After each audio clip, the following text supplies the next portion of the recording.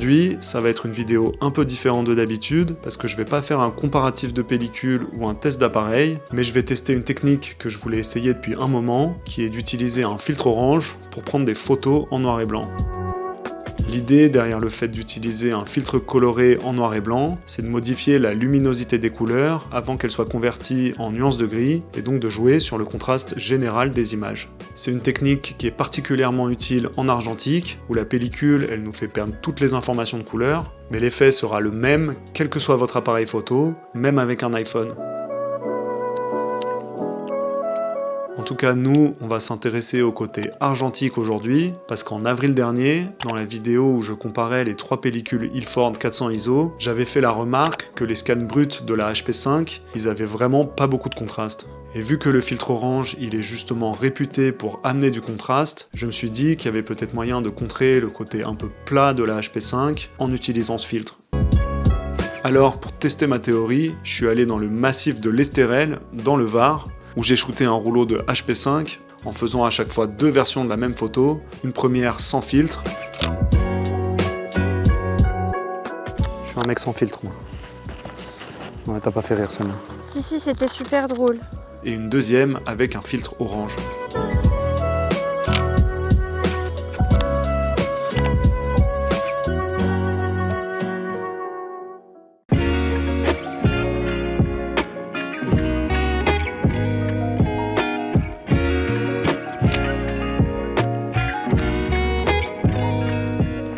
On voit ton cul. Oui, on voit le début de la lune. Ah bah super, ça c'est va. Un petit... Ça va être flouté, ça. Un petit... Dans cet exemple, la végétation, qui est éclairée par une lumière chaude, elle est plus claire dans la photo avec le filtre orange, alors qu'à l'inverse, le ciel qui est bleu est assombri par rapport à la photo sans filtre. Le principe avec un filtre orange, c'est qu'il va laisser passer sa propre couleur, mais qui va bloquer les autres couleurs qui vont moins pouvoir atteindre la pellicule et qui du coup vont être interprétées en un gris plus sombre que si on n'avait pas utilisé de filtre. On peut donc voir que si on utilise un filtre orange, les couleurs rouge et jaune, qui sont assez proches de la couleur orange, elles vont être plus claires dans la photo finale que les éléments bleus, qui est une couleur très éloignée du orange sur le spectre visible. Let's go. Oh, c'est trop beau, je vais en refaire une. C'est beau, non? C'est sublime.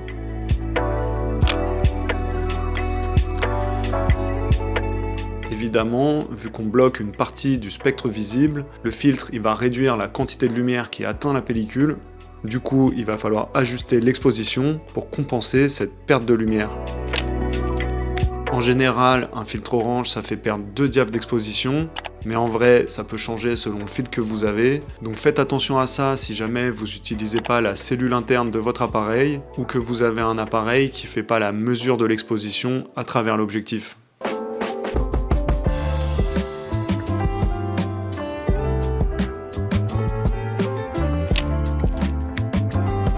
Comme je le disais plus tôt, la raison qui m'a donné envie de tester la HP5 avec un filtre orange, c'est qu'on va augmenter le contraste en séparant les tons chauds et les tons froids, ce qui va amener du relief aux images et lutter un peu contre le côté plat qu'on peut avoir sur une pellicule décontrastée comme la HP5. Par exemple, sur cette image, on peut voir que les zones d'ombre sont plus denses et que les zones éclairées par le soleil qui ont des teintes plus chaudes ressortent avec une luminosité plus élevée.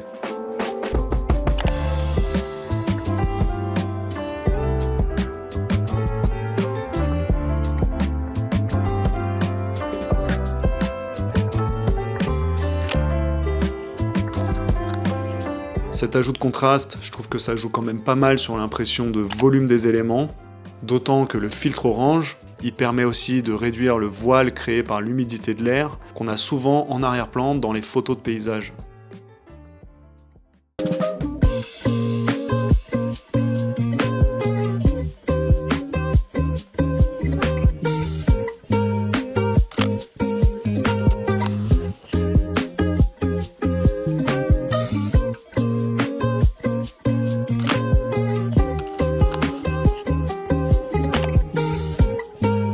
En vérité, L'effet qui est généralement le plus recherché avec un filtre orange, c'est de jouer sur le rendu du ciel, parce que quand on a un ciel bleu comme ici, il va être assombri, ce qui va laisser plus de place aux autres éléments.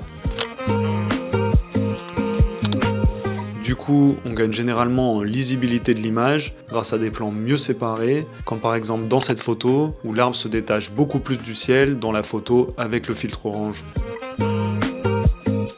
Tu vas le prendre le gros rocher? Je sais pas, Allez! je veux voir à quoi il ressemble de l'autre côté.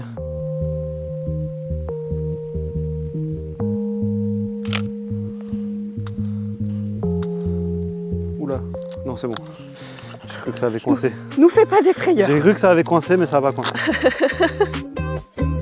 Mais cette séparation entre les éléments de différentes couleurs, elle marche aussi très bien quand on a des nuages dans le ciel. Mais vu qu'on était sur la Côte d'Azur, c'est quelque chose que j'ai pas pu tester, parce que forcément, le ciel était parfaitement bleu. Du coup, pour illustrer ce que je dis, j'ai profité d'un ciel intéressant pour refaire un test depuis ma fenêtre avec mon Sony Alpha 7 IV. On peut voir que dans la photo avec le filtre orange, le ciel il est légèrement assombri par rapport à la photo sans filtre, alors que les nuages ils restent au même niveau de luminosité.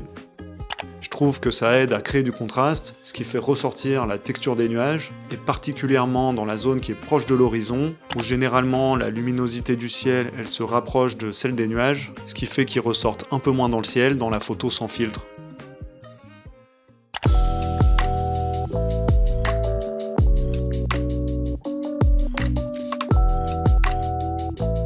Je suis vraiment à contre-jour. Donc... Ah, mais il y a des fleurs en plus là. Je ne les avais pas vues.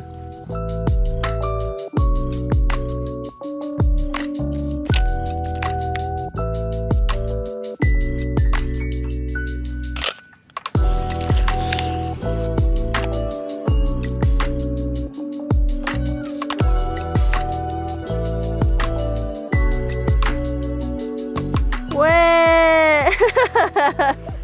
On arrive au sommet. Mais c'est pas le mont le plus haut du monde. Hein. C'est pas le mont le plus haut du monde, mais bon, c'est stylé quand même. L'autre effet qu'on recherche généralement quand on utilise un filtre orange en noir et blanc, c'est de pouvoir lisser les peaux. Je viens de me taper une giga côte et tu me prends en photo, c'est pas très sympa quand même. J'avais fait cette photo pour vous montrer le rendu quand on fait des portraits, mais j'ai pris la photo d'un peu trop loin et à contre-jour, du coup on voit pas grand chose. Alors j'ai aussi refait un test en numérique, et on voit bien ici que les taches de rousseur de Melo, elles sont atténuées, et que la peau a l'air plus lisse que sur la photo sans filtre. Je trouve que du coup, le filtre orange il permet de faire des portraits un peu plus flatteurs, mais vu que les taches de rousseur elles ont pas totalement disparu, ça nous donne un rendu assez naturel. Ouais, le combo mer-montagne, c'est quand même... Ouais, soleil couchant.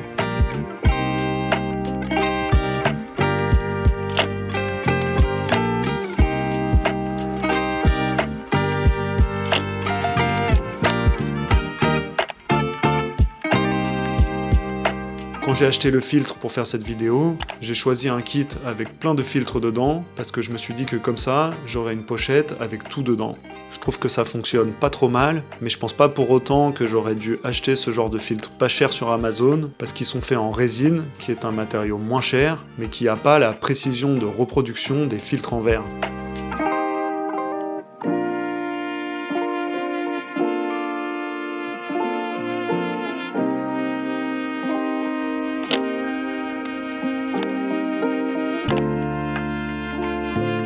Je pense que j'aurais mieux fait de me tourner vers des marques qui sont plus réputées pour leur qualité, comme Oya, B&W ou encore Stephen. Il faut les acheter un par un, mais au moins c'est des filtres de meilleure qualité qui ont moins de chances de faire baisser la définition ou d'amener de la distorsion d'image. S'il y en a parmi vous qui ont déjà expérimenté la différence de qualité entre les différents matériaux ou les différentes marques, venez en parler dans les commentaires parce que j'aimerais beaucoup avoir vos retours là-dessus.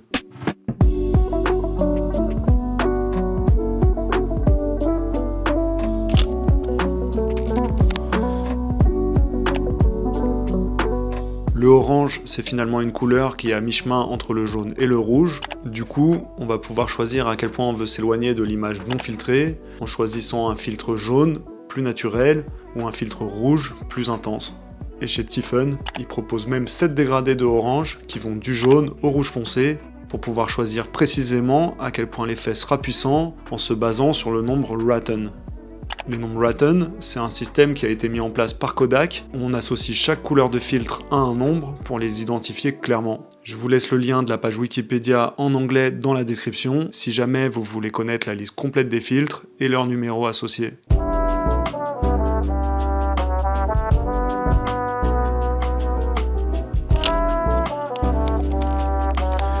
Pour résumer, je trouve que le filtre orange c'est un filtre qui amène vraiment un look sans pour autant faire perdre le côté naturel des photos et qui dynamise bien cette HP5 qui peut parfois avoir tendance à manquer de contraste. Vu qu'en plus au passage on lisse un peu les peaux et qu'on détache mieux les nuages dans le ciel, je me dis que c'est un filtre que je pourrais facilement choisir de laisser constamment visser à mon objectif quand je shoot de la HP5. Voilà, on n'arrête plus, il court, il court. Il veut cette dernière photo. Il n'y a plus de batterie, mais ça va le faire. Il n'y a plus de batterie dans la caméra. Il y a tout qui finit en même temps, tu sais. Ouais. Ah, le soleil, il part!